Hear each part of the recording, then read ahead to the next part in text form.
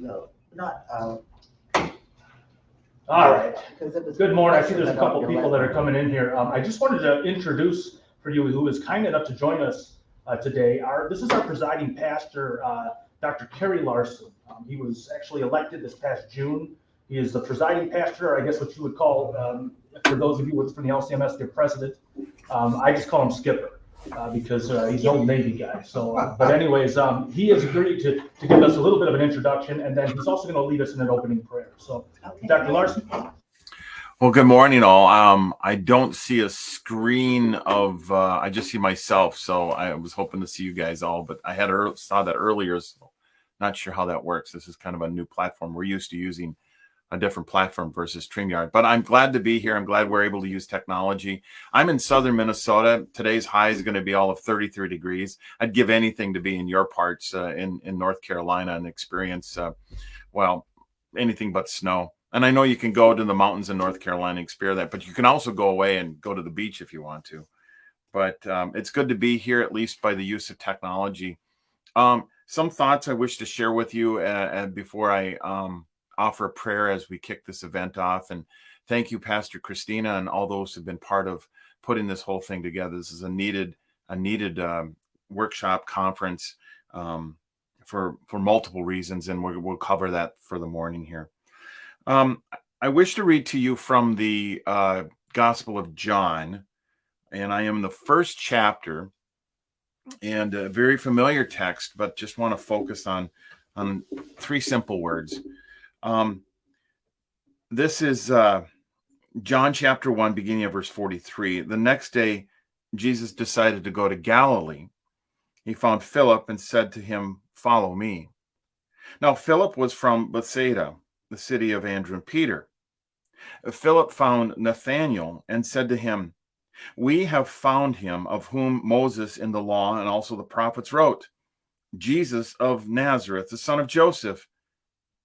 Nathan said to him, "Can anything good come out of Nazareth?" And Philip said to him, "Come and see." If the mic would be open for the floor, just somebody shout out. This is audience participation now. Just a guesstimate. What's the percentage of those who come to church that come to church that maybe did not grow up in the congregation? And we have those people who've been born and into the church, baptized and catechized and never left the community, and this has always been their church. But those who do come to the church, what percentage are invited by word of mouth? Anybody? Yeah, we have two, which is Chris and Rich. I would say very small. Yes, very small. Very small. Very small. Very small. Well, according to people who kind of track us Christians down, like Barna Group and Pew Research and whatnot, one figure says 77% of people come to church by word of mouth. And another research signifies that of those who come, 45% come by invitation, and 22% come by passing by the church. And then there's even like something like maybe 7% come because it's a church of their confession, whether it's an AALC church or a Lutheran Church Missouri Synod or whatever is the flavor. But here's the deal. Let's go with that 77%. How many come by the invitation of the pastor? What do you think? There we go. I can see people. I'd say 30%, say 25, 30%. 25 to 30% come because of the invitation of the pastor. That's a good number. Anybody else?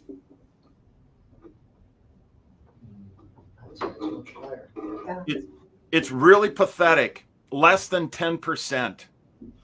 One research study indicates across denominational lines, not just particular flavors of Christians, but across denominational lines, only 6% of people come to church because of the invitation of a pastor. Isn't that something? Let me pull back a little bit. How does Ford or Chevy or Dodge sell a pickup? Advertisement. Oh yeah, well, here we are in March, so it's into, we're watching the Super Bowl, and of course, unless you were a fan of the particular teams, most of us were watching the Super Bowl because of those advertisements, and we know those advertisements cost millions of dollars, and dealerships and or automobile makers, and specifically pickup truck makers. They spend millions of dollars to put that in front of you during events, and you would think that would be money well spent. Or if you're a NASCAR fan and the price of a simple decal on a car is incredibly expensive, you would think that this must be pretty significant when it comes to getting the word out on a pickup truck. But the reality is research shows that Pastor Christina has a Ford pickup, and I've got a Chevy, and my Chevy isn't really operating to my satisfaction. And I'll come up to Pastor Joe here and say, "How do you like your Ford?" And Pastor Joe will say, "I love my Ford. It has never let me down, and the repairs are, everything breaks down, but it's always been reliable. It's always been there for me." And Joe and I are tight. We're friends. And I really respect his opinion. And I really think that when he tells me something, I'm going to take it to the bank. And so I'm tired of this broken down pickup. I'm going to go buy a Ford because my good friend recommended highly a Ford. This is how evangelism works. It's not about standing on a street corner and thumping people over the head with a Bible. Now, there's some people that are motivated by that. That's great. And it's not about programs. And we certainly want to offer, as our churches are able to do, offer programs to increase people's experience in Christ Jesus. Worship has to be edifying. People have to come and receive the good news of Jesus Christ after receiving the sting of the gospel. They need to hear their sins are forgiven. And they need not be entertained, but they need to have the things that plague them most, their sin, addressed. And that's what the purpose of the pastor is. Of course, inviting. But the real work comes with the priesthood of all believers. An upcoming article about Christian church life or congregational life, my article is about the priesthood and the pastor. Are they in conflict, or are we going to be working together? And each of us have our particular roles. And there is what Christ uses. He uses means. He uses people for the sake of his gospel. Word, sacrament, people, bringing the good news of Jesus Christ. And so it is a work together. And the invitation, when I was before being the presiding pastor, I simply asked people, find your replacement. Find your replacement. Just invite a friend to church. And the congregation I last served, we grew 10% during COVID. And I don't know how it was so much in North Carolina, but we were shuttered. We were shut down. Technically, we could worship 10 people at a time, which meant that I would have been worshiping all day long on Sunday, which now in retrospect, I probably would do that. But with all that aside, we grew, and we grew because of invitation. People were having encounters with their friends, their family, and it was, my church is yet to meet. Well, our church is meeting. Why don't you come and visit? I don't want to go down that bunny trail of COVID and how we all supposed to react to it. But COVID did take all us pastors are just wore thin to this day because of the struggles of COVID. Our churches have struggled across the land. Only two states in the nation saw growth in church worship, and that was South Dakota and Wyoming. And to the best of my knowledge, only South Dakota and Wyoming did not shutter across the state. The rest of us had to close down as we reacted for some period of time. But we are in an interesting place. We are an interesting place as a church. And God has not forsaken his message. God gives the growth, but he's called the priesthood of all believers to participate in this. And it's not necessarily phenomenal programs. It's not bells and whistles, smokes and mirrors and laser lights, although some people might want to use that. But it's really simple. just as is recorded in the Gospel of John, the very strong and enticing and intriguing words from the would-be apostle Philip to his buddy and Nathaniel, come and see. Pretty hardcore, and we all can do this. This is going to be an edifying morning. I know I'm going to stay online here and enjoy the conversations, and I hear the microphone in the hall here really well. So let us bow our heads in prayer, shall we? In the name of the Father, Son, and Holy Spirit, amen. Oh, Heavenly Father, we come before your throne, and we enjoy full access to you by the righteousness that we have, that we've been clothed in by your Son, Jesus Christ. Oh, through water and word, we've been baptized into your kingdom. And you would have us come to you just as we would come to a loving earthly Father. And so we come to the one who provides all that we need to support this body and life. And even by the work of your Spirit, it is you who creates a saving faith in us. And so we say, I believe. Lord, you know far better than we do the condition of your church and the condition of this land. We are living in such a time where it seems that we're grateful that you have promised that you will never flood the world again, as you told your servant Noah. But how much farther will this world go into decay? It's terrifying. We know in our own lives, even within our families, people need to hear your good news through your Son, Jesus Christ. Sins purchased and won for not with gold or silver, but with holy, precious blood. The promise of the resurrection, that this is not it. How tragic it is, O Lord, that people say, eat and drink, for tomorrow we will die, and end of story. But we who believe in you as Father, Son, and Holy Spirit, who trust in your Son, Jesus Christ alone, as the sole Savior of our souls, know that this life is temporal. And we have citizenship in an eternal kingdom. And we long for this day. But in the meantime, you have promised that you will tarry until the last soul that will be conformed into you, into faith, will be reached. And so use us, O Lord, by your satisfaction. Use us and forgive us when we've been an impediment to your gospel. But give us just the simple words, come and see. And you have promised that your word will never return to you void. And you have promised that it is you who gives the growth. Oh, Jesus Christ, we pray this in your holy name. Amen.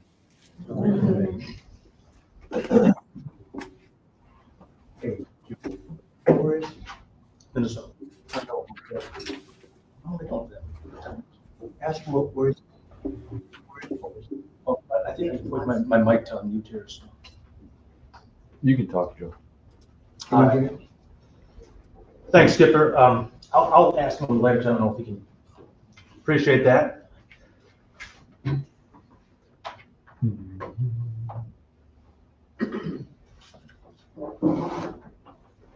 Just waiting on the slides here. So he introduced himself. That was Dr. Kerry Larson. I'm Joe. It's just I try to be the pastor here at Christus Victor. I've been here going on 7 years now, actually. I'm going on 7 years, and it's been nothing but a ride. I've been in the ministry before. I was formerly in the Wisconsin Synod. Actually, I was Wisconsin Synod pastor, and I can tell you, as a young pastor, I really felt like I belonged there. I belonged, I felt like this is what I, to be honest with you, people ask me this all the time. Why are you a pastor? And the very honest answer to that is because I didn't have the eyesight to be a fighter pilot. Yeah. That's what I really wanted to do. And you would know this if you walked around my office and saw how many planes I have, lying around on shelves and stuff like that. That's really what I wanted to do. But anyway, so when I was first in the ministry, like I said, I felt like I belonged there, and the Lord had a way of teaching me that no, this is about me. And since I've been here, I have a phrase that I like to share with people, which is basically, I'm just here for the potlucks, because it seems like the Lord has done everything and Joe doesn't really do anything. So let's get started here. This is entitled, How Can They Hear? And it's a presentation on personal evangelism. Okay, what I wanted to do was start at the very, like, I guess you'd say, the basic building block. Now we do, for nuts and bolts programs, we have a difference really between what we like to call outreach and evangelism. Is everyone familiar with this? When we talk about evangelism, we are talking about the very simple act of sharing Christ, of sharing the gospel of what Jesus did for us as sinners with people who simply don't know who he is or don't know what he did. Let's be honest, Jesus is a pretty popular name, but we're gonna get to a particular slide here in just a little bit where even though he's popular in the world, people know who he is and they either love him or hate him. Not everyone knows him. Not everyone even knows his name. So that's and we want to talk about the difference between outreach and evangelism. Today is going to be focusing on evangelism and our field and who it is that we're reaching out to. But in subsequent things, if this goes well, and I have no doubt because I've got the perfect tech team over here, that it's going to go well, we'll have other ones where we get into more of the nuts and bolts things of what we call outreach. And I'll give you an example of that. Here at Christus Victor, when I got here for the last 6 years or so, we've been doing a Thanksgiving meal. And we just literally invite the community to come to a free Thanksgiving meal. We got this guy who knows another guy that raises what are called Goliath turkeys. They're like 70-pound turkeys. You ever seen a 70-pound turkey? Oh, that's enormous, right? And so he gets these turkeys, and he gets here like 2:30 in the morning and makes them all. We have a meal. That's an outreach event. That's something then we give people the gospel when they come. We tell them that we do this for you guys, but that would be a specific outreach event. And we do other things like that here at the church, and we'll talk about that later. But for today, we're really focusing on the evangelism side of things. So that I just want to give you that a little bit of a heads up. So next slide, please. So Romans 10:14, how then can they call on the one they have not believed in? And how can they believe in the one of whom they have not heard? And how can they hear without someone preaching to them? Now I want to talk about the origin of the word preaching here is simply the word proclaim. Now I understand that when it comes to public preaching, we call pastors. We have a way of doing that. There's for good order is what we do.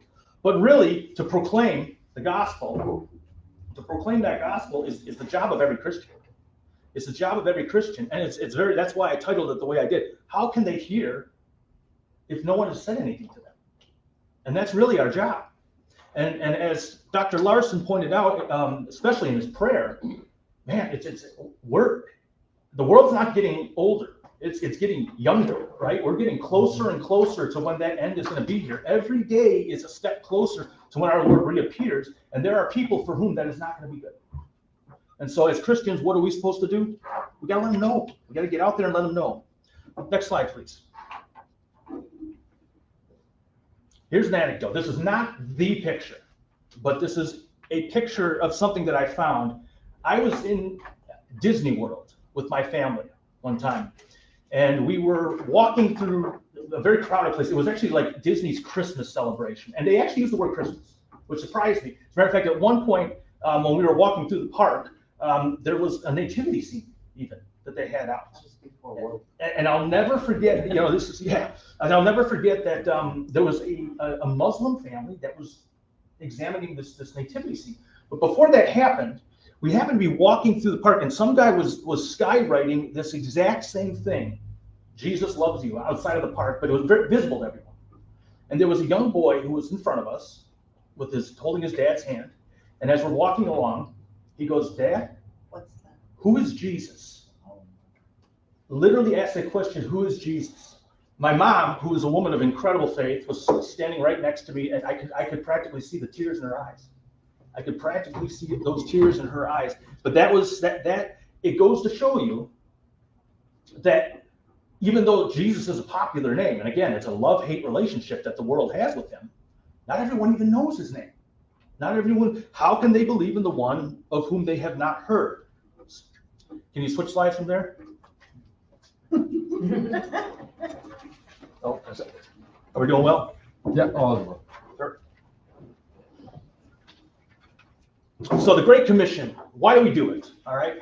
Why do we go out and do it? A lot of people, we think about the Great Commission and Jesus when he tells us go into all the world, preach the gospel and baptize people in the name of the Father, the Son, the Holy Spirit. We had a great presentation at our pastor's conference that really focused on the discipleship, making disciples. So the Great Commission doesn't just start with telling people about the Jesus guy and what he did for us, right?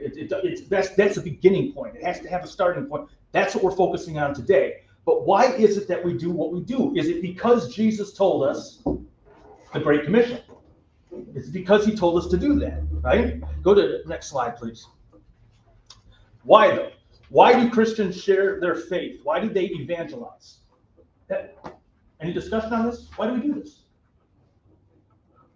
Well, we're called to do it. We're called to do it, yeah. I mean, Jesus, tells us, Yeah, he tells us to do it. go and make disciples of all nations. Yep, absolutely. We're called to do it. Teaching. But what's our ultimate motivation to evangelize? I want to save people's lives. Yeah, we want to save people's lives, absolutely. Yeah, oh yeah, yeah. We want to bring on board everyone that we can, right? So keep in mind, Satan. Why is he going crazy today? Because he wants to drag everyone with him, right? And the flip side to that is, as the Christian church, we want to drag everyone with us. So these are all great answers. But ultimately, why is it that we evangelize? Next slide, please. That's why. That's why.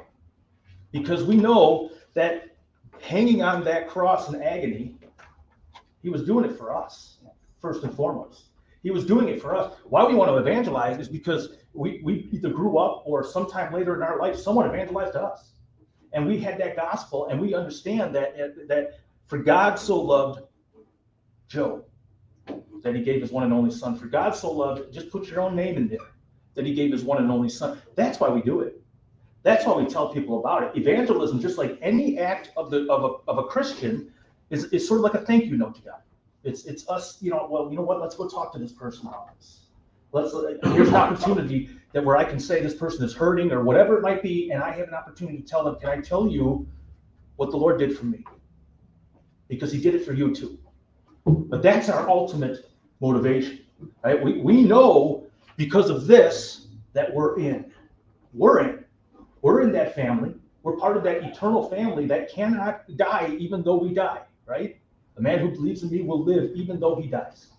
We're already there. And so that is our motivation to evangelize, to tell people about Jesus. Next slide, please. It's just a reinforcement. This is love. Not that we loved God, but that he loved us and sent his son as an atoning sacrifice for our sins. And to quote John in one of his letters, and by the way, just to give you a heads up, I'll probably do most of these I have, on the screen here, so I can see that's 1 John. I actually looked it up. But I'm one of those guys that when I'm preaching, I will do this. John says, or maybe it was Paul. It could have been James. But I do know this comes from John, because this is the passage that we share at Thanksgiving with people all the time. I have this discussion with them. I say, you guys, oftentimes you ask yourself, why do you guys do this? Why do you get up at 2:30 in the morning and make all this food and get all these volunteers come in and just give it away for free? Why do you do this? And then they say, well, I know. It's because you love the Lord. And we answer them by saying, no, that's actually not true. We love because he first loved us. And that's exactly why we evangelize. That's exactly why we step sometimes out of our comfort zone to talk to people about Jesus and to tell them what it is that he did for us, but that also what he did for them. Next slide, please. So the state of the unbeliever. So when you're talking about the topic of evangelism, I think it's very helpful for us to realize exactly who it is that is a non-believer. Okay. Now there are many Christians who might be, well, I guess to borrow a down south term, backsliding, right? Or maybe haven't been to church in a while, and we wouldn't exactly consider them outside of the Christian faith, and so we're going to work with them in some sort of encouraging manner. I'm talking about the people who have zero faith, people who have no interest in church or the Lord or anything else. We need to talk a little bit about who those people are. So before we get into our actual mission fields, which is I believe going to be the next part of this presentation, we need to talk about the state of the unbeliever. So next slide. All right, so what is the true state of the unbeliever? This is one of my favorite, the bus thing. This thing, I think this gets memed more than almost anything on the internet, right? But what is the true state of the unbeliever? You see, like Christians, unbelievers, they look just like everyone else, don't they? They look unhappy. We tend to think of the guy on well, I guess you would say the left side there, right, as the unbelievers. We tend to think that way as the church, don't we? We tend to think, I mean, where's the hope? How can you live like that? Well, how many, you know, I've done probably almost 30 funerals since I've been here. And I've had a lot of people in the church who I know are not Christians. And it always makes you wonder, boy, how do they even hold up during this whole thing? Right? Having absolutely no hope. And so while there are a lot of unbelievers, non-Christians who are miserable, angry, upset, Tony's over here laughing because she knows there's also certain Christians who are miserable and angry and upset, right? That's right. And one of them might be the bald guy standing up here. Could be. But just like anything else, many of them are just like the guy on the right too. They're perfectly fine. Life is great. They have everything they need. They can't complain, and so we need to keep that in mind. The mission field of unbelievers, just here in Fayetteville, can look all kinds of different ways, just as Christians can. We go through depression, and Christians can deal with struggling. Christians can have, you know, bad things happen in their lives, and it happens, unfortunately, quite a bit. But on the other hand, then, you know, we also have a hope and a happiness and a joy. It just doesn't always manifest itself maybe the way that the world would think of it. But we need to keep that in mind. They're real people.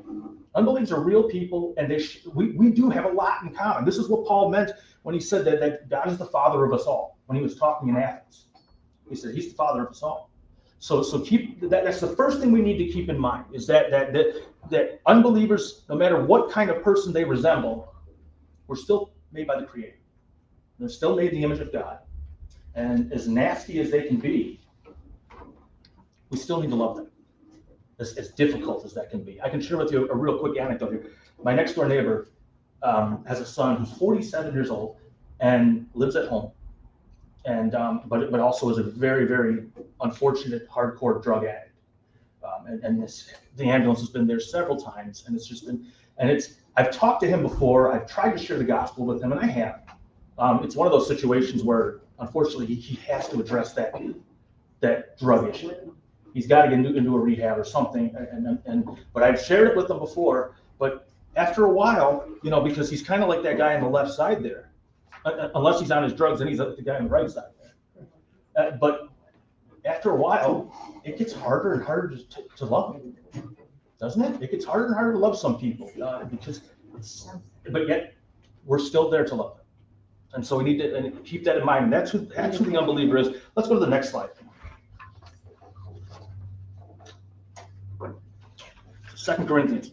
In their case, the God of this world has blinded the minds of the unbelievers to keep them from seeing the light of the gospel of the glory of Christ, who is the image of God. All right. So blinded. This is something we need to keep in mind. This is and by the way, who's the God of this age? It's Satan. Jesus refers to him as the prince of this world, and he has them blinded. It's kind of scary to think that this who I like to refer to as the morbid angel has quite a bit of power, and quite a bit of power over the minds of unbelievers. But when you're seeing someone online who describes themselves as a militant atheist, and they're just all they would. It seems like that they're not as much atheists as much as they just hate the church. It's interesting because for people that don't believe in God, they sure like to talk about God, don't they? It's just and you see that, and it can get under your skin. It could get under your skin after a while. And of course, one of the ways that you can love a person that's an unbeliever is honestly just click and move on, and not listen to them or ignore them. It's sad, but that's one of the ways that we can show our love for those people who are really, really militant anti-Christian people. But it can get under our skin, but we need to always remember, hey, guys, they have the blinders on. They're blinded. They totally don't get it. And in that sense, then, we do have some love and some sympathy for them. And we have to keep that in mind. So, next slide, please. All right, Ephesians 2:1. As for you, you were dead in your transgressions and sins. So we'll talk first about that top passage right there. I used to work at nursing homes. when I was I worked in a nursing home in Sleepy Eye, Minnesota. Everyone know where Sleepy Eye, Minnesota is? I do. You might be the only person in this room who does. Dr. Carey does as well. Yeah, he would too. Yeah, absolutely. Sleepy Eye is actually where the birthplace of Laura Ingalls Wilder. That's which is the Little House on the Prairie. Yeah. So I worked there, and for whatever reason, it was always on my shift that we would have someone die. Oh. Because I worked in the evenings, and because it was my shift, I was sort of voluntold. That's a famous term here in this town. I was sort of voluntold to prep them for the funeral director. So like you'd have to, we put a gown on them and get, wash them up and do some of the things that we would do as all that. And I can tell you this, I've done it several times. Not once did one of them help me put a gown on. Not once. And I tell you, if that ever did happen, I would have quit that day. But not once do they ever do that. And so we need to keep that in mind. Paul says, and by the way, he says this of us. You were dead in your sins and transgressions. So before our baptisms, that's what we were. So how many times, people will talk about this. Are you familiar with the term like decision theology? Yes. When people talk about, okay, you need to make a choice. Are you going to choose to believe in God, or are you going to, or not? Well, how many choices do you think a dead body can make? They can't even reach out a hand to receive anything, right? So that and we need to remember, this was us. This gets back to our the crucifixion slide. This is our motivation. God made us alive. God made us alive. And there are all these people that are out there who are dead in their sins and transgressions. So again, it brings back the love and sympathy thing. This is what they are. When they're screaming at us, that's because they're dead. When they don't like us or the church or anything to do with God, or they're angry with God, it's because they're dead. Well, I guess we can move on to the next passage too. So, I'm sorry. Back that one. Yeah, thanks.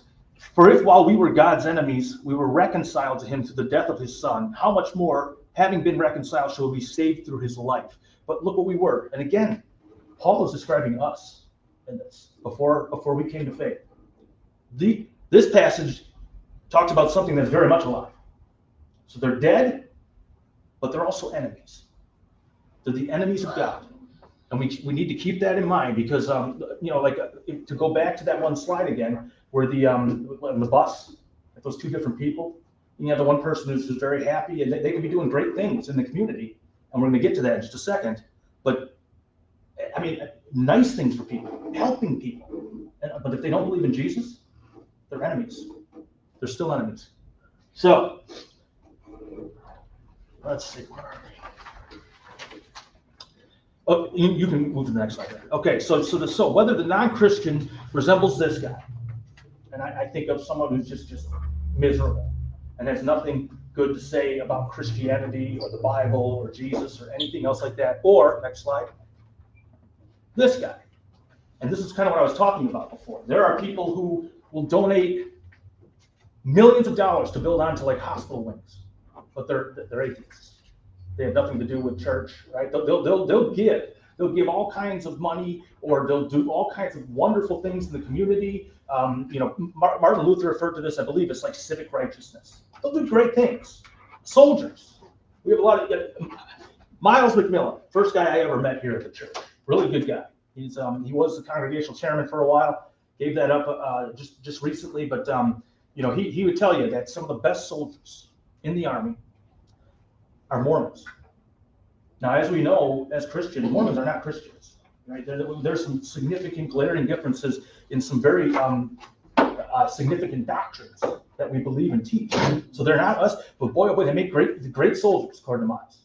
Great soldiers. Loyal, very loyal. However, and again, probably really nice guys too. I've met several. There's a lot of Mormons around this town. There are, and if you want to have a nice conversation with someone, you just look for the guy with the white shirt and the black pants. Sit at the auto shop or whatever, waiting for their car to get fixed so they can go back out and start doing their missionary work. I have a little side anecdote I can share with you about Mormons here. I had one time I was cutting the grass at the parsonage at my first church, and the Mormon showed up, and I take that back. We were going to have company over, and the Mormons showed up. And so I told them, I tell you what, guys, come back tomorrow. And of course, they're royal people. That sure enough, that next day they came back, and then I was cutting the grass. And so I told them, let's not go in the house because I'm covered in grass and I don't want to sit on the couch or do that. Let's go over here to the church. And so we're walking across the parking lot to the church, and these guys are like, "Oh, you work here?" And I'm like, I try to, yeah, I try to work here. And so we went in there and we talked, and what I did, I took a page out of a seminary professor. His recommendation was always this: I give them 5 minutes, but then they need to agree to give me 5 minutes. And that's how. But again, very nice people. And this is how unbelievers come. They come in all different shapes and sizes. And at the end of the day, though, they're still blinded. They're still enemies. They're still dead. And so we need to keep that in mind all the time when we're talking about people like that. So, all right, next one. So, unbelief can resemble, can show itself off in several ways.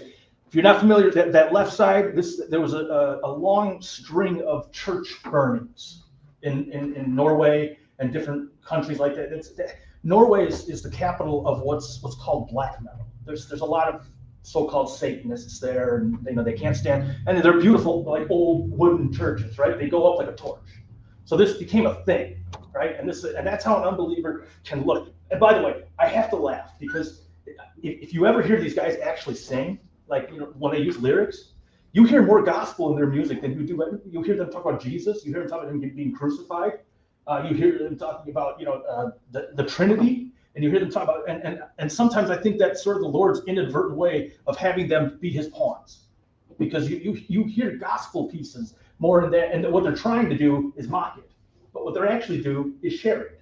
And so I always find that fascinating. So that could be the state of the unbeliever, or the next one, the nice new hospital wing, which I talked about a little bit already, right? Both of those they can look like ugly, or they can look like really good people in the community. All right, next slide, please. So who's my mission field? This is a question that I even mull over sometimes for myself. Who is our mission field? Okay, Jesus tells us to go into the world, but for us here in Fayetteville or Whispering Pines, are we able to get out to the entire world? Well, I guess into some way we kind of can, right? With technology now.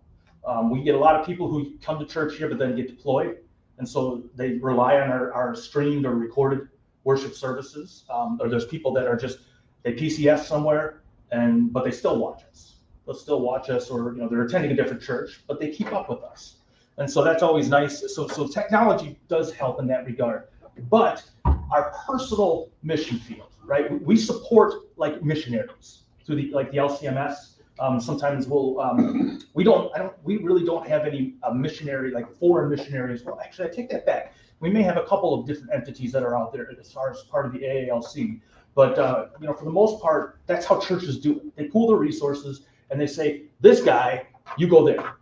You go there and you do gospel work. So I'm talking about a realistic, who is our mission field? And I want us to think a little bit more locally on this. So go ahead to the next one. So here, how I scored a buggy. By the way, that's what we call those down here, buggies. And I'm saying this mainly for the people that are going to be watching this later on who are up north, which is where most of our churches are. I was gonna say, we got that. Yeah, Obviously, this is for northern people. that's right. That's right. So we,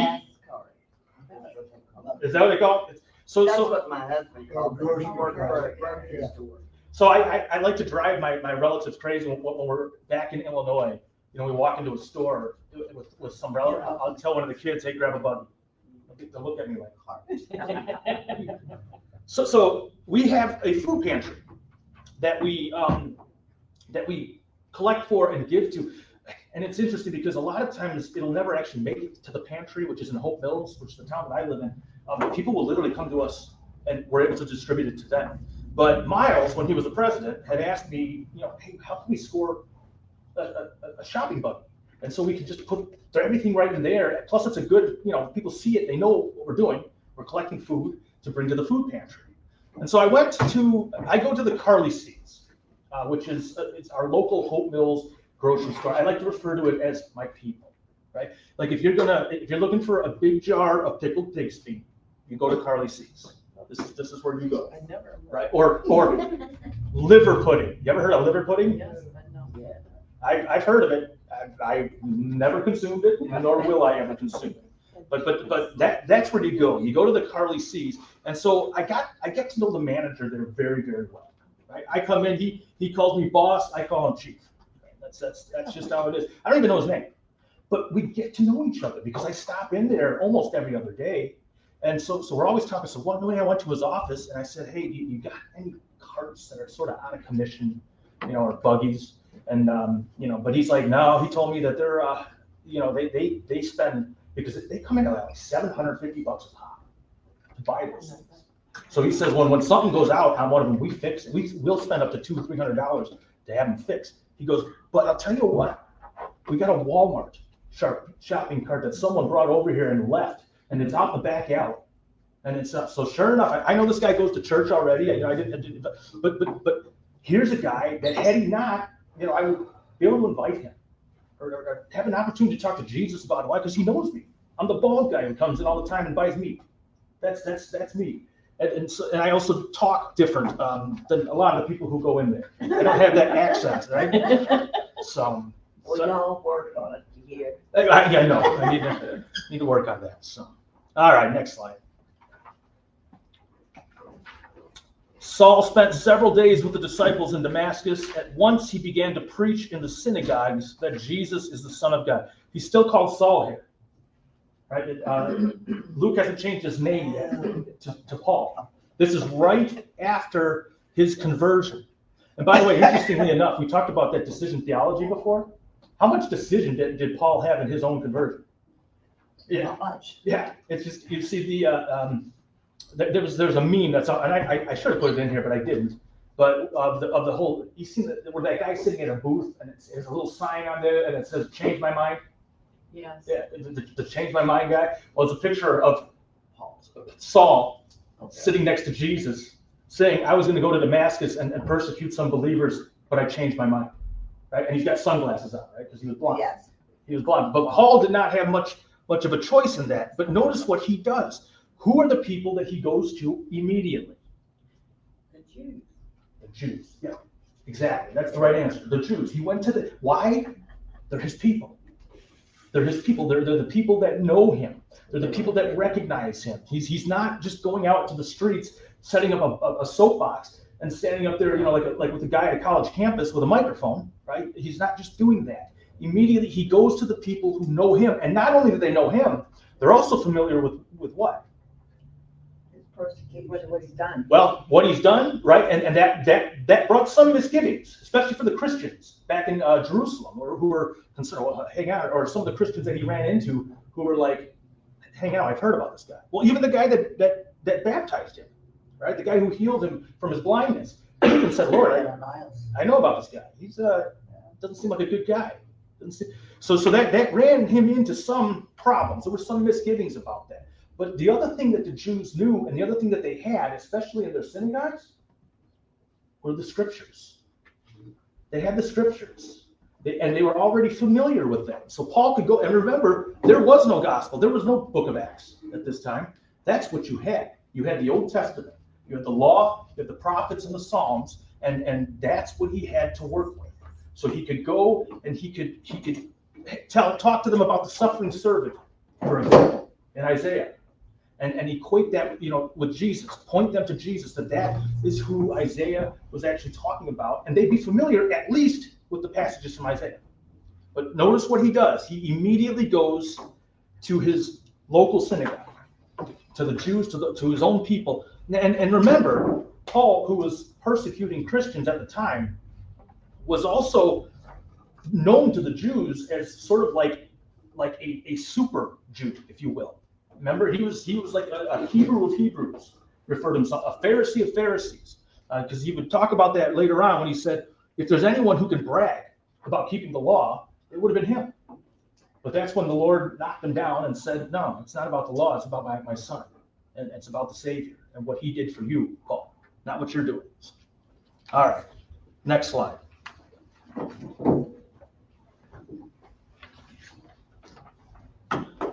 The pros and cons of door-to-door work as a church.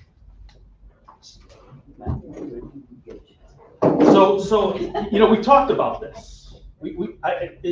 When I first entered the ministry, we would get, and this is like forever ago. I mean, I can't even remember how long ago it was, but we had signed up through a marketing company and received every month or every other month this dot matrix printed out list of all the people who had moved into Holman.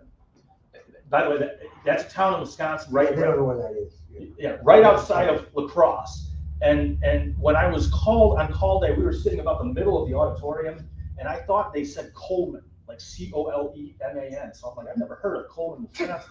But then I hadn't heard of Holman, Wisconsin either. Right? But we would get these printed off lists of all the people, and then our evangelism committee, which was about 4 people, we'd all divide it up.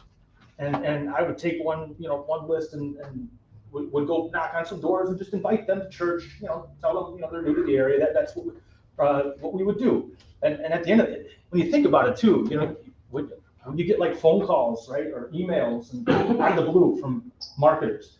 One of the things I learned about buying a house is that when you buy the house, is that suddenly you get inundated with emails from solar power companies, right? They're always like, hey, we checked your power and your usage and all that. We're looking at that, and I mean, all the solar power companies now reach out to us. That's apparently just part of it. But they get your information, and so we would go and knock on doors, and I will never forget this.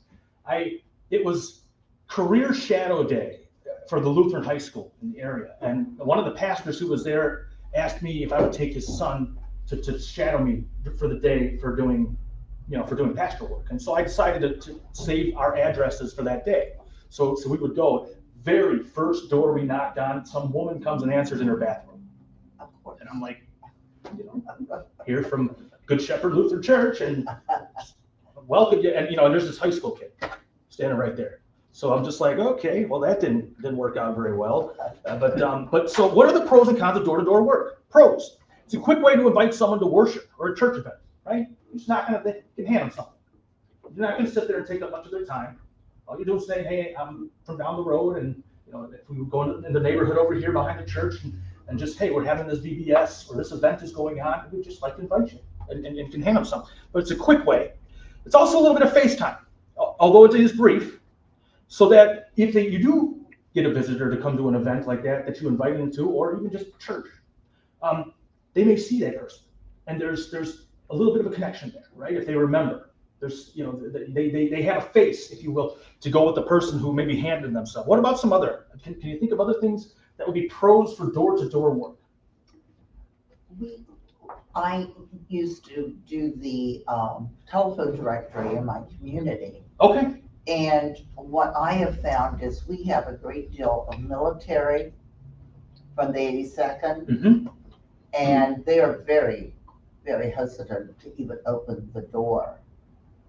They do not want their telephone numbers. They don't even want their name in the telephone book. So that is a very difficult situation. They didn't even, well, like I said, they didn't even want their name or phone number in the telephone book. Yep. And so that is one of the problems in our area because we have a large number of military. Right. And we kind of have that too. Can't blame them. No, you can't. As a matter of fact, that was the perfect transition into the cons, right? I was gonna add a pro. Oh, you got a pro. If you're open to Yeah, absolutely. So I feel like there's something about timing. So in going door to door, you might catch somebody at that right time in their life for such a time as this. Yep. So Yep. that just And where I find that more than anything is like a phone call sometimes, Yeah. or even texting. Like I've texted members before where they'll tell me perfect timing. I maybe text them something about, I'm reading the large catechism, or I'm doing, or a passage or something like that, and I send it, and they'll tell me that was perfect time.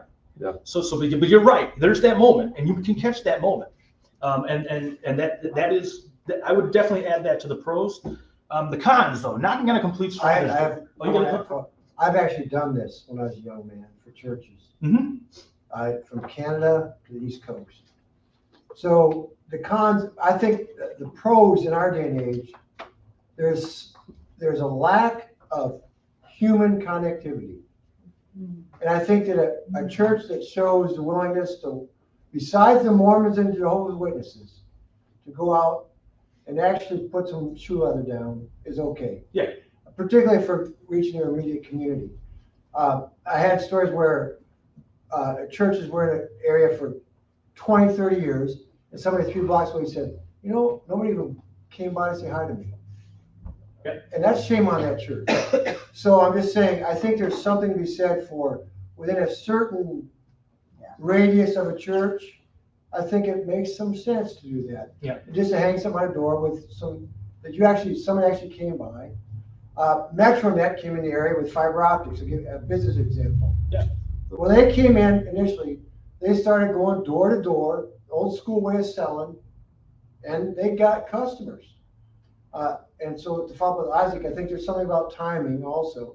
But I think this is a ripe time for people to reconnect with face-to-face, as I say, breathe the same air as somebody else. Yeah. Instead of just in cyberspace doing everything. I think that's not going to work well in the future. So I do think that, and I've done this personally. I've gone door to door. Mm-hmm. I've had comments like, Lutherans, what are you doing here? I thought you were Jehovah's Witnesses. No, we're Lutherans, man. So I've done it in metro areas and across the nation. Mm-hmm. Greg Solstrom, who used to come to this church occasionally, took a call to West Des Moines, and they knocked on 5,000 doors. So he said it wasn't very productive because it was already inundated with a bunch of Lutherans already. Mm-hmm. You can imagine, So I think it depends on where you are, and as Isaac said, probably some timing. But I think there's nothing wrong with looking at a certain area around a church or certain neighborhoods. It probably makes some sense to do it. And what I would add to that would be mainly this. You're looking at the difference of about, let's see, it would have been about 15 years ago when I was doing the door-to-door stuff with the church in Holman. Yeah. And I think it could be a result of technology, a result of everyone being buried in their phone or whatever. But there's also a lot of people that don't like their privacy invaded. So like one of the things that I did when I first came into the ministry is I scheduled an in-home visit with every member family, and that they all filled out a list on. Yeah. I have not done that here, mainly because you got to clean the house. The pastor's coming in. That's right. Well, you see my house. I see my house. But so what I prefer to do actually, which we've done, and it's been a little bit because of COVID and all that stuff, but I'd rather have them come to my house. We'll just come out. So your wife cleaned the house. Yeah. I helped, by the way. I cleaned a little bit yesterday. But to get into cons, you're talking, a complete. Oh, go ahead. I will say one thing. 15 years ago, we moved into North Carolina, and we had a Lutheran pastor come to our house. Yes. Knock on our door, and we were still unpacking boxes at the time. Mm-hmm. And he said, "Can I have just a minute of your time? I'd like to come in and pray for your new home." And that made a big. That had an impact, right? Yeah. Absolutely. Yeah. So, but you're not going to. Here's the thing. We talk about doing door-to-door stuff for like VBS or Christmas Eve or whatever it is. Is that if you knock, I know for a fact certain doors in this neighborhood back here where you are going to meet a 12-gauge shotgun if you knock on the door. That doesn't mean you're going to die, but that's just how it is. You talk about the military, and a lot of guys, what they'll do is because they can keep firearms off post, is they'll get a rental over here or they'll get a whatever, but they're and they know what the neighborhood's like. They know it's cheap. It's a cheap rental, but then they're also armed up, or they're so knocking on some doors. It was I had to go. We have a gentleman that we refer to as Spaceman, right? And his name is Spaceman. His name's actually John, but he's known as Spaceman, and I mean he has warning signs on his home that like with booby traps and stuff, and so it's like you don't just walk into Spaceman's home, right? You got to knock. You gotta And then there's other people in the neighborhood. I was driving one guy to get his hearing aid one time. And we're going past a corner house, and he goes, "Oh, yeah, the guy that lives there, I shot him." And I'm like, "It happens. It happens." Yeah. So I mean, you've got but there's also very little time to establish a relationship. If you're just heading up to a complete stranger, I think the prayer thing is really brilliant. Really, it's a brilliant move.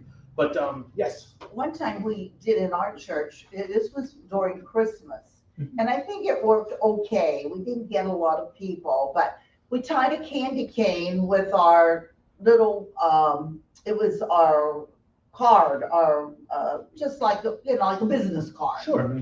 And we tied that business card to a candy cane. And everybody in the church was to take 5 candy canes and they were to give it to somebody. They could talk if they want, they could give it to them quickly, say, "We would like you to come during this holiday season." But that was one of the things we did for, just before the Christmas season. And it's a simple way, and it gets back to what Dr. Larson was talking about before. You're just inviting.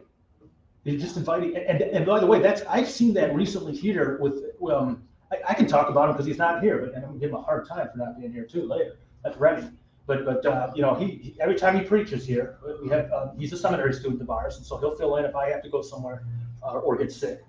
And what he does is he invites someone from his job. He works for animal control. And he just says, "Hey, come, I'm preaching, come and see how I do, and then give me critique or do whatever." And sure enough, these people have been there the last 4 weeks now. Yeah. And all they do is invite them. All they do is invite them to church. And so, and we see the same thing with a lot of our visitors who come in.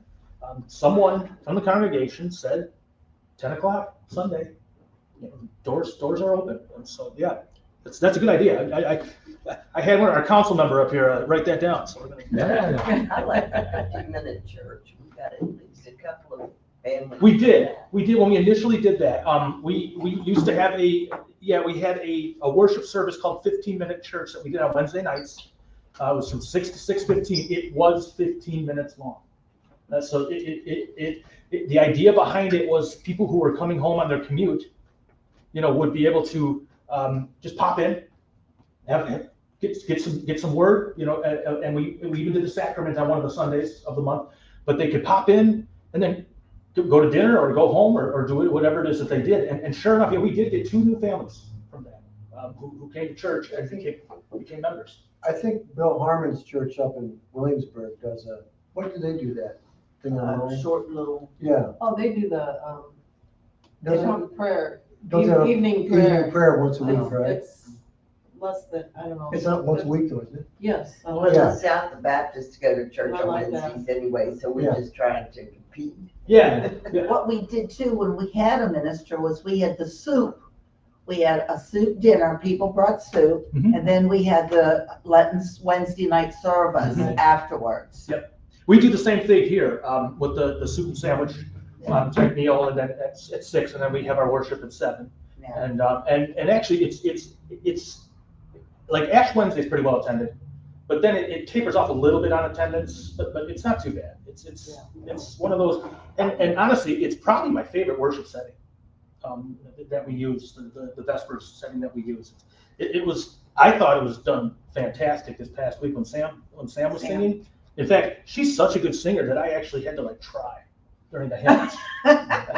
Because she's, I just felt embarrassed. All right, so we're talking about who the mission field actually is. Next slide, please. Well, first of all, what do we got here? Family. This can actually be the toughest mission field that we have. Why? Because they know us very well. This is one of the reasons why a lot of church bodies, and I'm guessing the LCMS the same way, they would frown upon the idea of calling you back to your home church. If you getting a call to the church you grew up in, especially as a young guy. Right? Because why? They know every stupid thing you ever did. They know, they know you very well, right? They know you very well. So the same thing is true with family, but it's a mission field for us. It's a sad reality, isn't it? If you think of your extended family, raise your hand if you can think of someone in your extended family who's unchurched, doesn't go to church, or doesn't care about church.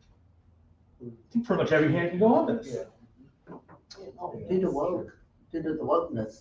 Possibly, it could be that. I mean, I can think of my cousins, who were dragged to church a lot, when they were younger, but then they just didn't want anything to do with it, and then they got older, got married, had kids, and just no church. That just wasn't a part of what they did.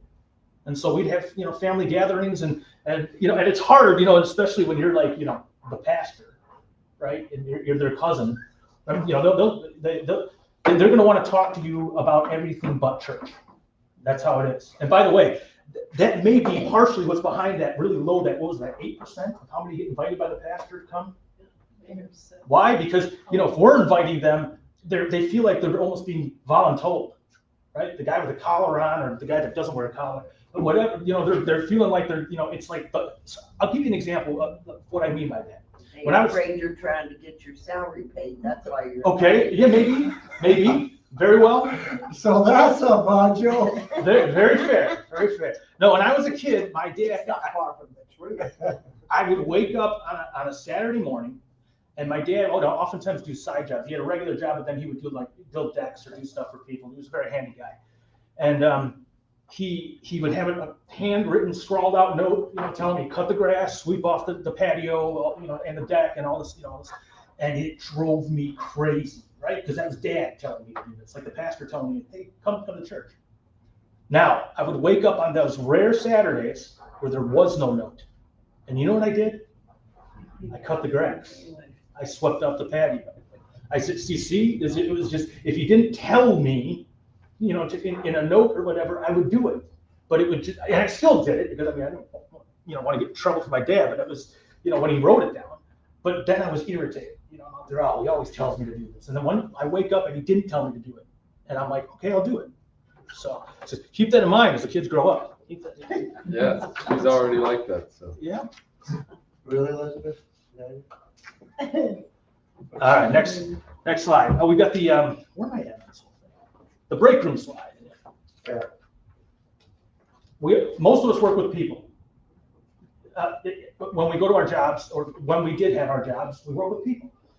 I work with one person who I drive crazy, I'm sure, half the time, especially if I have a cup of coffee, and then I feel like telling her everything I saw online. And I come in and, she's trying to work, and I'm poor Miss Sally, right? And she never bothers me. She never bothers me. In fact, she even, this one time she brought some mail, that she didn't know what to do with. And I think she overheard me saying, who is this person and why did they type me these words? And so to this day, she even screens my written mail.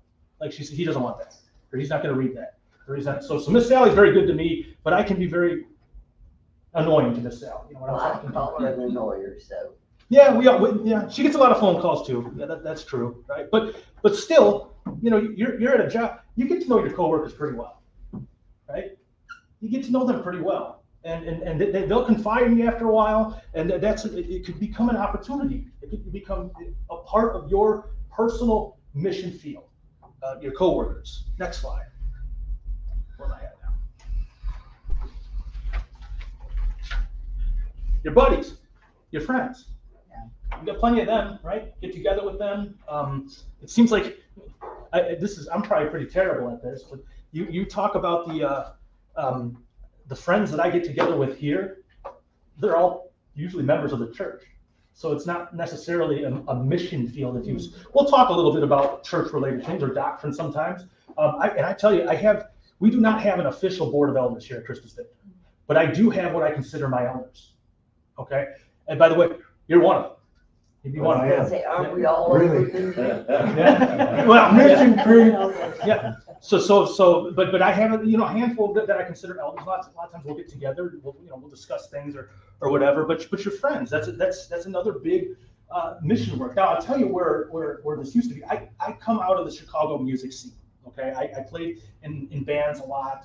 I've done a lot of things, and that's where I had a lot of times a mission field. You get to be friends with people, right? In the Chicago music scene, you'll meet it at a show, right? If I were back there at my age now and run into some friends at a show, right? There's you're gonna have two things that will definitely happen. One, we're drinking Pabst Blue Ribbon beer because that's just a Chicago music scene thing. That's what you do. The other thing is you're going to be talking, right? You sit, before the show, and we're all sitting around and we're talking, and you're talking about things like, Now he's like, well, who do you go to see for your knees? You know, right? Or who do you, you know, we used to be like, well, did you hear this new album that came out? Or did you hear this? No. It's like, you know, how you managing your diabetes these days, or whatever. And those are discussions we have. But these guys, who I know, a lot of them didn't go to church. You know what's funny about that? When I was still playing and active, and they'd come to me because I was the seminary student, and they'd be like, hey, my baby girl is sick. Can you pray for her? Right? Or they'll talk about, you know, so these are people that I know are unchurched, but they're friends. Right? They know that, and that my name in the music scene was always Preacher Joe. I was Preacher Joe. And so they didn't want to talk about Christianity until they wanted to talk about Christianity, until something made them want to talk about it. And then they would come and do that. So friends, yeah. And then next slide. Complete strangers, right? But if you take the same route on your way to work or on your walk or what it might be, sometimes what do? You run into some of the same people, don't you? That can even become part of your mission field. The guy or the gal who says, good morning, you see him. This would be very similar, I guess, to the manager from the Carly Seas, right? Sees me like all the time. Don't even know his name, but we're good friends, and he's very cordial, and that's someone I could just talk to. I could ask him something. He could do the same thing with me. And so people that we just even pass every day, you know, on our walk or on our way in, you know, into the office or whatever it might be, you know, they have a familiarity with us. They may not even know our names, but they know us. And you never know when it could lead to some sort of conversation that could open up some sort of doors for us to possibly be able to talk. So I have conversations with people in drugstores and Walmart, in other stores, in hospital waiting areas when my husband's having tests done, and you strike up a conversation and love of the Lord comes up quite often. Yeah, I had a conversation. It's funny because, first of all, I try with every fiber of my being not to go to Walmart. Okay, but when I do go to Walmart, I usually have to get something in the back of the store, like we're getting like bait to go fishing or something like that. I actively try not to talk to anyone, and so I'm terrible at that. But I did. One time I was out at Black's Tire getting a tire replaced, and there was a lady out there. We got to talking about that, and I'll never forget that because, you know, we're having this conversation, and so she's asking me what I did, and, you know, we got into talking about that, and I talked about something outreach related. I don't remember what it was. I'll never forget what she had to say. She's like, everyone needs Jesus. So that's it. That's the thing. When we start talking to people, a lot of, you know, we'll find the unbelievers. We will, but we'll find sometimes just as many of the believers too. I have a shirt. I used to joke when I first got here that, you know, the Lord be with you, and we use the response, and also with you. And I used to joke. I said, I feel like down here it should be, and also with y'all. And that's how it should be. So someone caught wind of that and actually sent me a T-shirt, and that's what it says, and also with y'all on it. And I happened to be at Dirtbag Ales. That's where we were for one of the farmers markets, and I walked up to the counter, and the lady come to wait, and she goes, "Peace be with you." That's what she said, and I'm like, I found the Catholic, didn't I? And she's like, you did. So, but you will. You'll find people in your mission field. You'll find a lot of Christians too. There's a lot of encouragement there. I was at Food Lion just a couple days ago. Some guy gets out of his car, walks up to me, and hands me a card that just had the John 3:16 passage on it, and then another passage on the back of it, and all that. And I said thanks, and I said I got to tell you, man, I'm on your team. I'm one of you. I appreciate you doing this. And he says, well, then you know what you could do? He says, you give that card to someone else. That's easy. I'll absolutely do that. All right, moving to part 4. The simple gospel. So here we finally get down to sort of the nuts and bolts. How do you share the gospel? How do you talk about Jesus? When someone in one of those mission fields gives you an opportunity and is ready to listen and wants to do that, how do you do it? What can you do? And I mentioned this, you know, the actual gospel message of Christ dying for sinners is really pretty simple if you think about it, isn't it? And especially, you know, I said, you know, many unbelievers already do know Jesus. Like, they know who he is. They know what the Bible says about him. They know about the crucifixion, or they may know that. They just don't know that that means it's for them too. But they're familiar with him. And so how do you do this? Well, go ahead, next slide. So lead-in topics. What could possibly be something that opens a door for us? And I've got a couple bullet points, and I'm sure that there's some that you can add here. A church for a church event. They have children. We're going to do a Christmas for kids or an Easter for kids. VBS, right? How did VBS become a thing? Does anyone know? Because How did what, Joe? how did it become a thing? I think. Because it happens to be one of those things that I think every church just does it. In fact, I was sitting in the tire place one time, very shortly after we moved here, and there were a couple moms who were talking about their VBS schedules.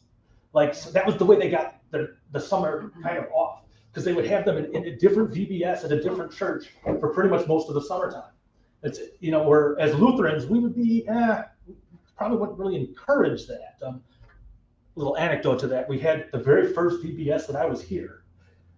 We had a newly installed Baptist pastor at one of our old Baptist churches in downtown Fayetteville, who came and brought his daughter, and his daughter stayed for VBS, and him and his wife, they went, I think they got dinner, made a little date night out of it or whatever it was. And the very end of the VBS, we invite the children to come sing the song that they learned in church on the following Sunday. And so we invited them to do that, as we've always done that. And he goes, well, he's like, I'm a Baptist pastor, and this particular Sunday we have a baptism. So as you know, for Baptists, that's kind of a big deal. And I'm like, it's a big deal for us too. We actually baptize the babies. So I didn't make any ecumenical points that day. He was not very, I don't think he was very pleased to hear that. But that was but that's an example of someone who's VBS shopping. So that a church or church event. A recent death in the family always opens up an opportunity to talk about hope, doesn't it? Now, sometimes it's not so easy. You got to keep this in, especially if someone is really demonstrating the blindness of the unbeliever, right? They might be angry. It may take some time before you can sort of ease into that conversation. And again, as part of the mission field, these people, whether it's a coworker, whether it's a family member, or whoever it might be, you'll know them. You'll be familiar enough with them to know when the right time might be to sort of share with them, hey, can I tell you what I believe? Can I tell you what I believe? So,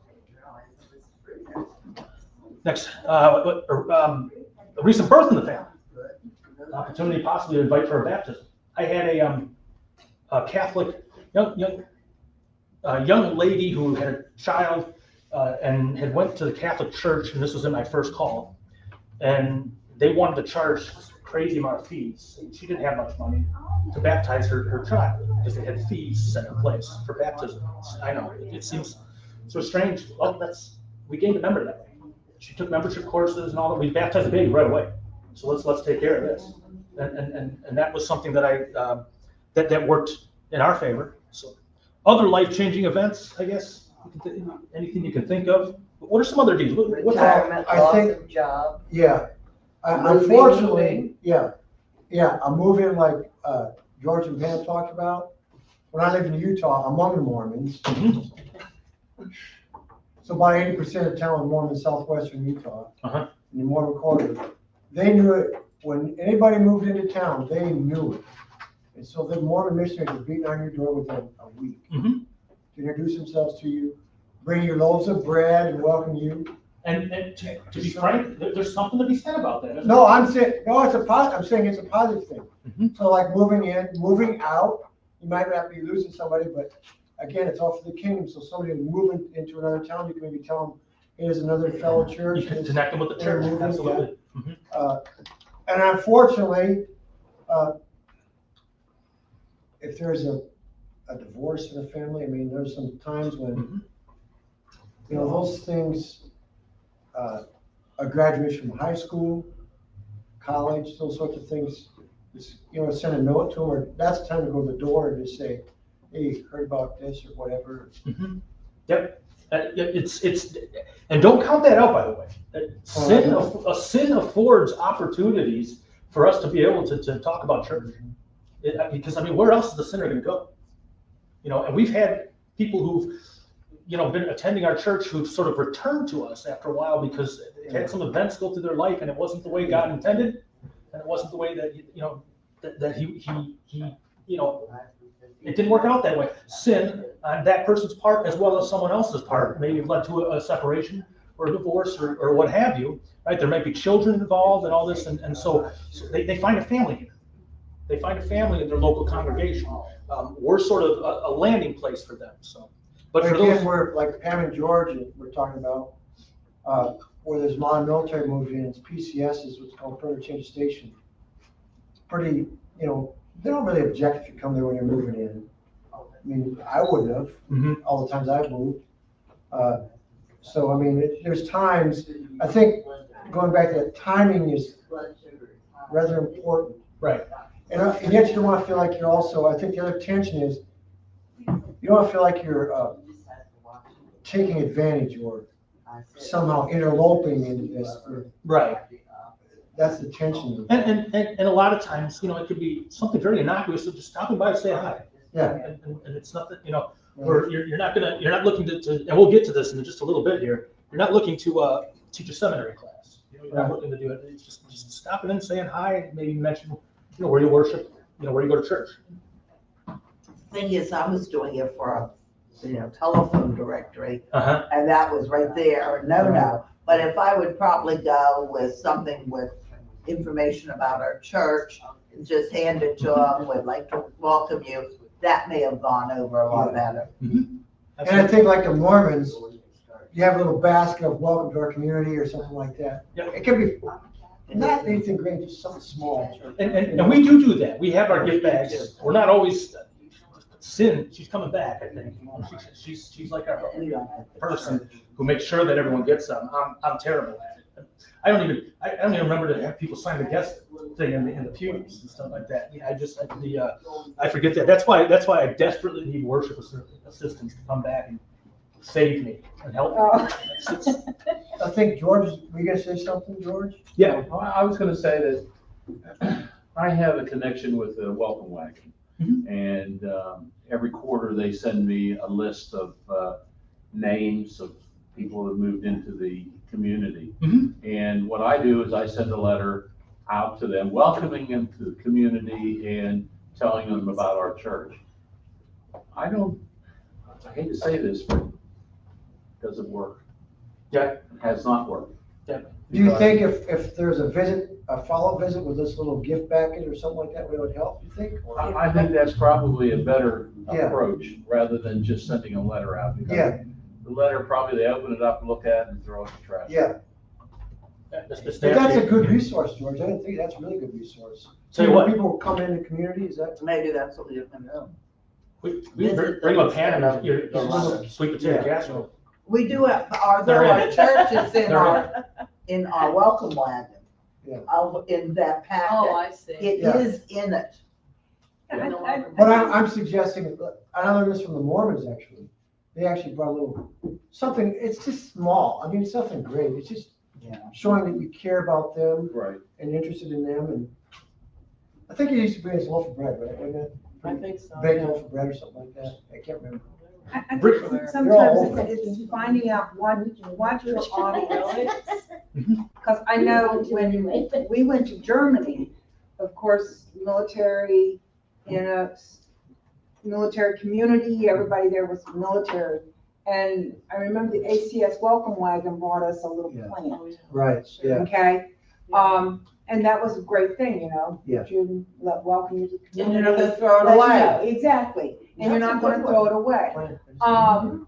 But then if you're talking about an area, even as with Aberdeen or the Fayetteville area, you're talking a massive amount of real estate and square footage of people, and to be able to know where those newcomers are and how do they fit into the whole thing, that's where you run into it. And plus with military being the main thing here in this town and in the surrounding areas, these soldiers are now being told, don't give your personal information out. Big thing, don't publish your phone numbers, your address, watch the photos that you put out there. Oh, I mean, yeah. this is all stuff that's being ingrained into their heads. So you have to find a different way. And, you know, just the letter may be something that the military would see as, oh, this is intrusive. Yeah. From the way they're being trained up now. I only know this because I have to do this training every year. Sure. So Yeah, there's, you have to think about the audience you're looking at. Yeah. and that gets back to the, you know, establishing a relationship. A lot of the military are special forces, needless to say. That's Fort Bragg is, I guess, the home. Mhm.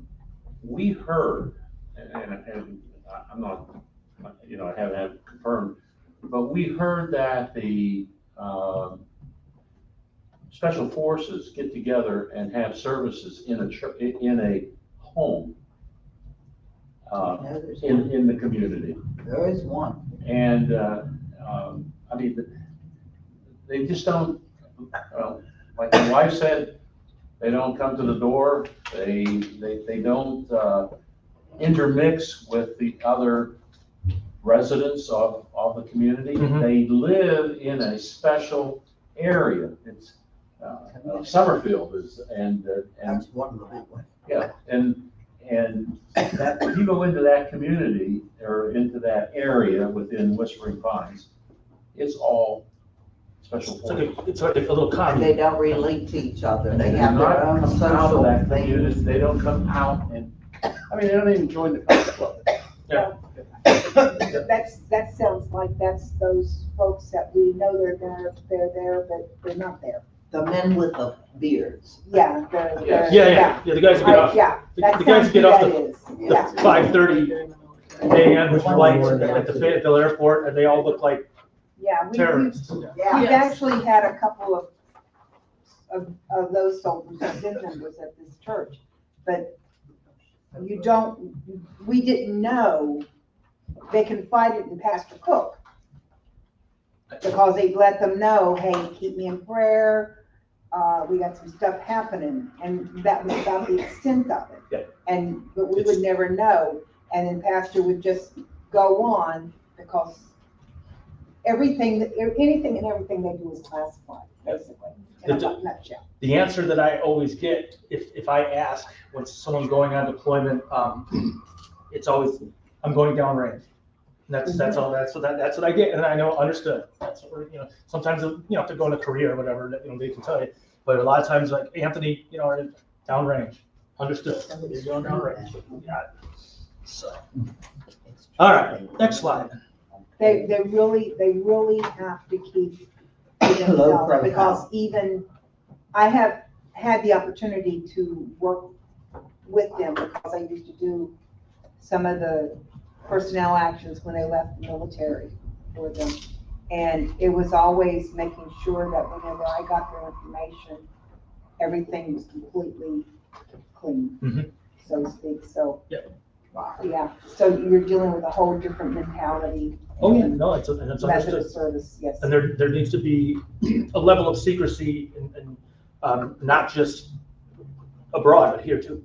And that could be the people that really need to be churched. I mean, strong, but like you said. I don't know if that would be the case or not, having had the opportunity and pleasure of meeting some of them. They have their faith. They have their faith, and it goes with them. It's difficult to run through the steel ring without having Without it. an inkling where you're Well, where they you're have, going. they have chaplains assigned to them Mhm. with all the appropriate clearances, so without going into detail, there's people available to them that. Absolutely. They got it. And unfortunately, though, some of those assigned chaplains are not of a faith group that some of those guys are comfortable with. Exactly. That's the problem. Right. And so Exactly. That's true, they have the chaplains. they do, but you may have a Mormon chaplain assigned to you, unfortunately, and you're a Lutheran, Presbyterian, Catholic, and you say, well, I'm not gonna, their chaplain may not be real jiggy with them. And that's gotten worse over the years. That I from personal knowledge, I can tell you, that's This gotten is weirder. precisely one of the reasons why the Wisconsin Synod stays out of military chaplains. And also why. Well, I got some issues with that too, but that's another story. Yeah, well, and yeah, we don't have to share that with the United States of America. Yeah. So anyways, a lead-in, right? You need a lead-in. This is not recommended. I've seen more Bible tracts, have been handed to you. If you were to die tonight, what's going to happen? If you were to die tonight, right? That question is, I mean, it's as old as time itself, it seems like. I remember as a kid, that was the way that, like, the Baptists at like the local fair, when they had their booth and stuff like that, always let in you, hey kid, if you're to die tonight, what's going to happen? I'm like 12 years old. I wasn't thinking about dying. There's a used car place down the street here. I don't know which one it is. It's not the Wayne's Wheel, but there's another one that's past it that it had on their marquee one time, live every day as if it's going to be your last day. And I'm thinking to myself, okay, if it's my last day, why am I going to buy a used car? So they eventually changed that, right? But if you die tonight, your destination, where are you going? I don't recommend this. I just don't, because for one thing, people, let's be honest, who likes to think about that, right? I remember one time a guy was completely, I misunderstood his question. We were talking about when Jesus was talking about how he saw the prostitutes and the tax collectors walking ahead of the Pharisees into heaven. And his question was, how do you get to heaven before me? And I misunderstood him, because I think what he was talking about is how do you get that place in line, right? And I mean, I guess as a young pastor, I've been like, well, I guess you got to be a tax collector or a prostitute or whatever who repented. And I guess, and I wasn't sure, but his question was, how do you get to heaven before I do? And I said, I get hit by a truck, maybe? Die first? Yeah. I said that I didn't know what he was really getting at with this question, but still, yeah. I mean, most of us, we don't like to think this way, and it's go in a chariot. Yeah. Yeah. There you go. And a whirlwind. All right, next slide. This is my leading question. Very simple one. When someone is ready to talk to you, hey, can I share with you what I believe? And if a person's at that point and they're ready to listen, they'll give you the time. They know you're not going to take up much of their time or anything else like that. And these are the points that I would probably stress. Now, there's other things you can do when it comes to what we would call evangelism or discipleship.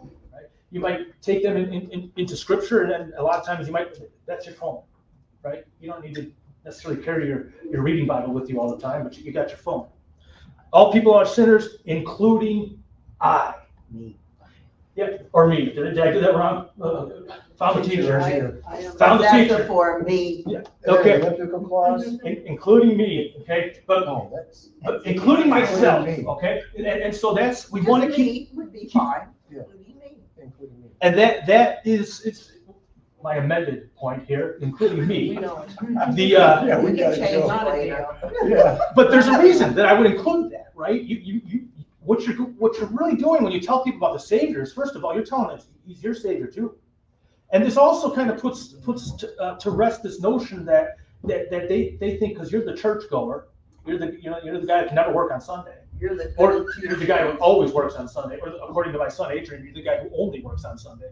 But anyways, you're putting yourself into that to sort of let them know, man, I'm not much different than you. We're all sinners, but that God's Son Jesus, and God's Son, very important, and I would include this in this because He is the Son of God, and you're really making, a testimony here to His divinity. God's Son Jesus died for all sinners, including you. You see the switch there? We already know it. We remember that slide of the crucifixion. He's already given us that spiritual blessing of faith.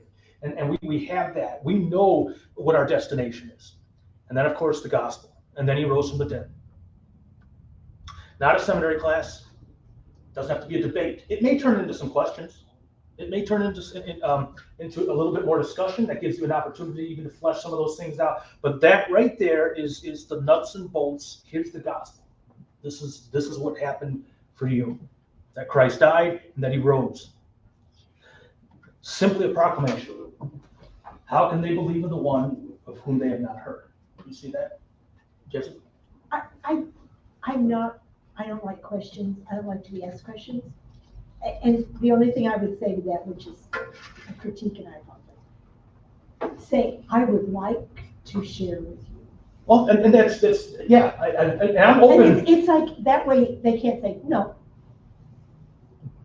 Good point. And by no means am I making the statement that this is Ko Amar Adonai here. In other words, Yeah. thus says the Lord, that it has to be in this But exact you're word. asking permission, you're not just starting off. But you're saying, I would like to do this. I think either way is But appropriate. you're basically asking them for their permission to continue.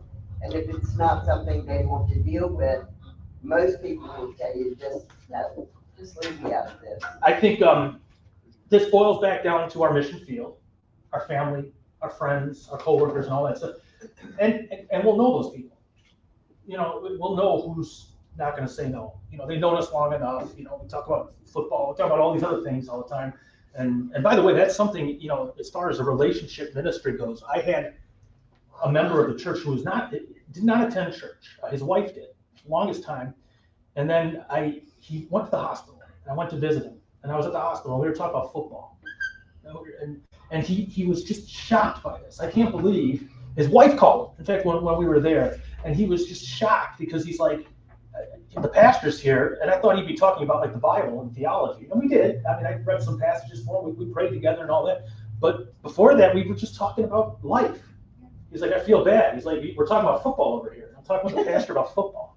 And then one day he was at one of our Lenten meals, and I happened to be talking about the movie Tombstone. And he was absolutely flabbergasted that a pastor knew the movie Tombstone. This was just something, but then someone who never missed a Sunday. And I ended up conducting his funeral, and he was one of those guys, and you knew this just from some of the eulogies and things that went on during the service. By the way, our entire property was filled with cars. We had no room. We had to have, and he was one of those guys that if you were in with him, you were in with him. And somehow or another, in the last half year of his life, I got in with him. And all I did was talk about Tombstone and football. It was just strange. All right, next slide. What are some of the possible reactions? Nothing. A person might just say, thanks. Yeah. And they just move on, and which is fine. You might get a polite thanks, but a no thanks. Church is not really for me. And this is okay. You may even get me, tell me some more. And that can come in various ways. Maybe they say, oh, well, you know what? Do you guys have a Bible study? Or do you have some sort of class that talks about an introduction to the Christian faith? Do you have something like that, of course, which is code for go tell your pastor. Go tell your pastor, right? Maybe you get some fun. You know, maybe they Christians. They might brush you off, and that's okay too. I mean, where you see that probably more than anything is in the online forum. You know, people who can usually hide behind something anonymous, and they can, you know, just say whatever they want, right? And they're going to do that. So those are possible reactions.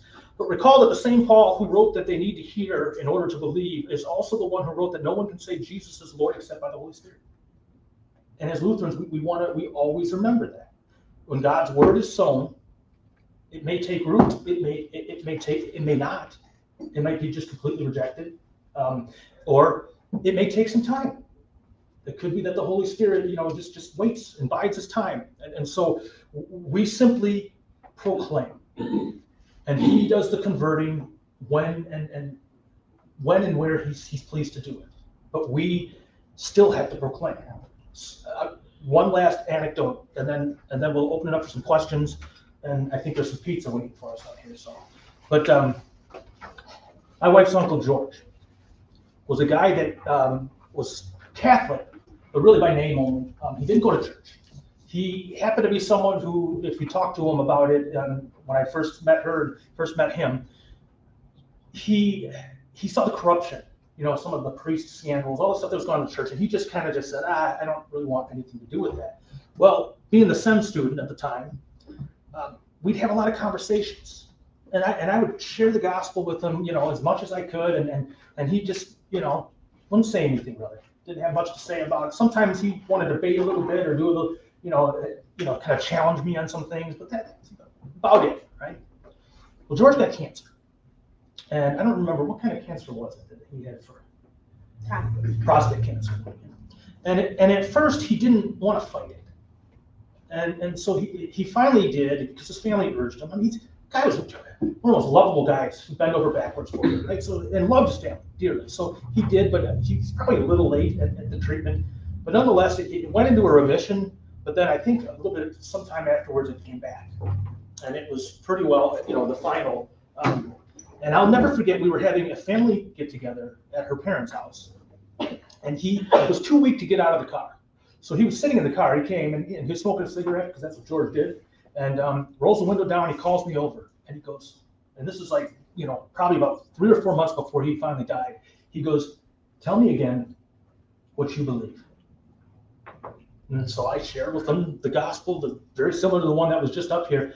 And I told him that, that this is what and takes a cigarette out of his mouth and he nods and he's like, "That's exactly what I believe." So you see, we've been talking about it all that time. And then it was Easter Sunday was the last I'd seen of him. I was getting ready to leave to get together and all that. And I gave him a hug and I said, "George," I said, "this, Easter, you know what this means, right? This means we win." And he's like, "Yes." I think it was 3 days later that I was on the phone with him, praying with him, and reading from Philippians. And then the Lord took him home. So that's an example of, it's something that doesn't happen immediately, but yet we're still called to proclaim.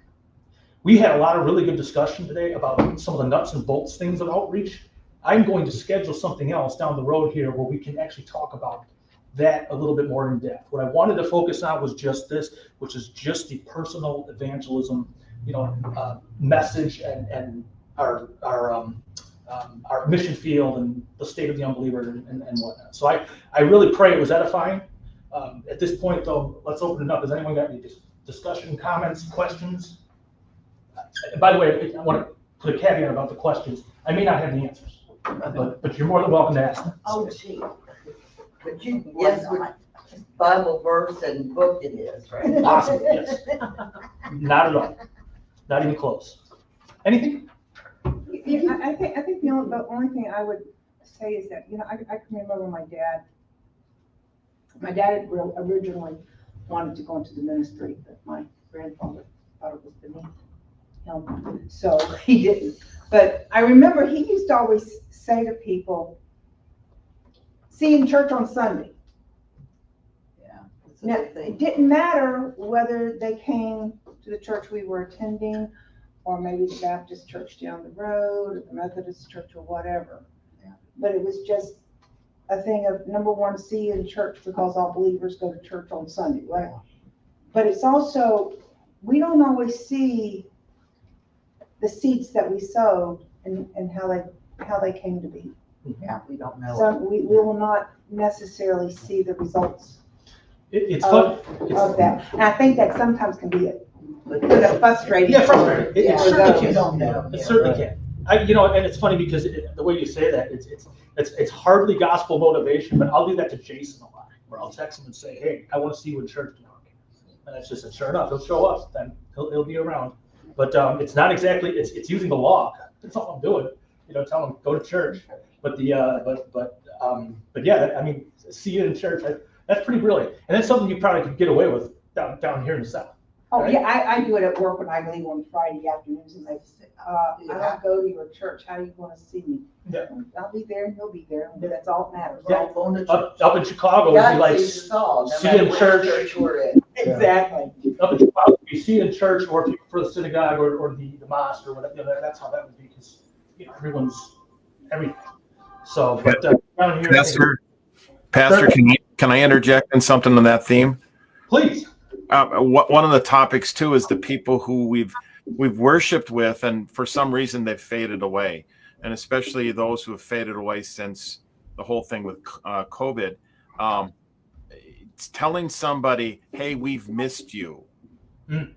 I have found it has caused a person to just stop in their tracks, and it has been effective. I'm probably shooting a 50% rate on this, but you have an encounter with somebody you've used to worship with, and you don't need to query them. That's the last thing they need to hear. Where you been? It's like, hey, we haven't seen you at church. Know that you're missed. And it has a profound, I believe it has a profound effect on people. Yeah, and sometimes, depending on who the audience is for some of our, especially some of our younger members or younger families, if it's been a while, even a text that say, I'm just checking in, seeing how things are going. When during COVID, George was the one that suggested that we divided the council we divided the council up in so many of the parishioners, and we made it a point to call them at least once a week, ask them how they were, and sorry we couldn't get together, but we're still thinking of you. And that was very impactful for the people. They appreciated the fact that we cared enough to at least call and see how they were. You know who in this congregation was good about calling people? Well, Sin Dash. She still is. Remember That's in fact clearly. She's doing it probably more now that, with her recovery, because that's something she can do.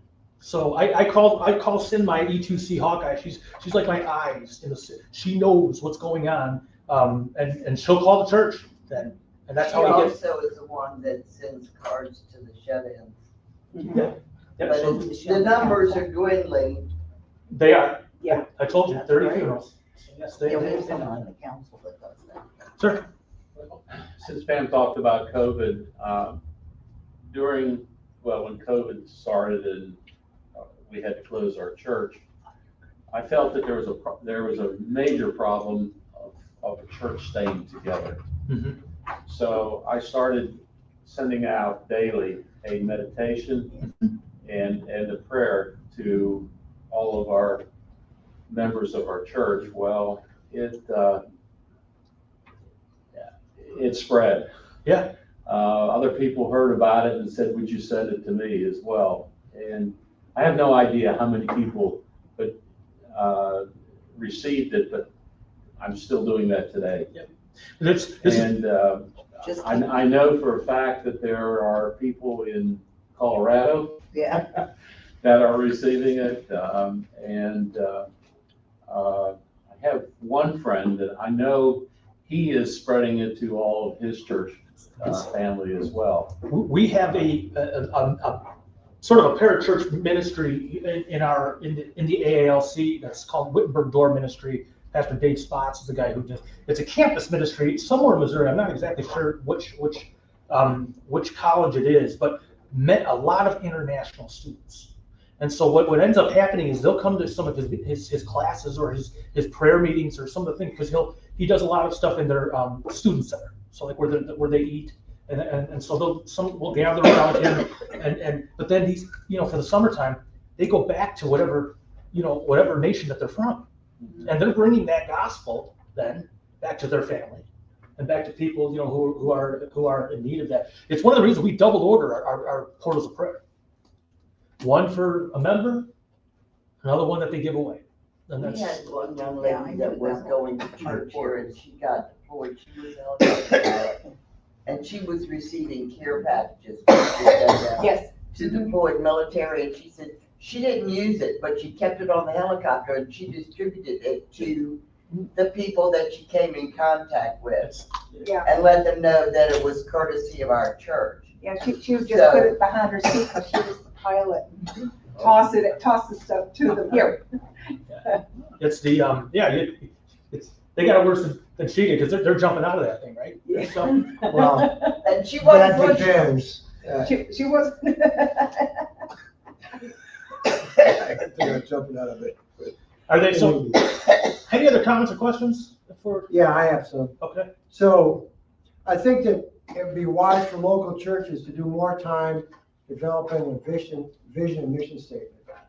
I've been in a lot of churches throughout the years, back and forth across the country.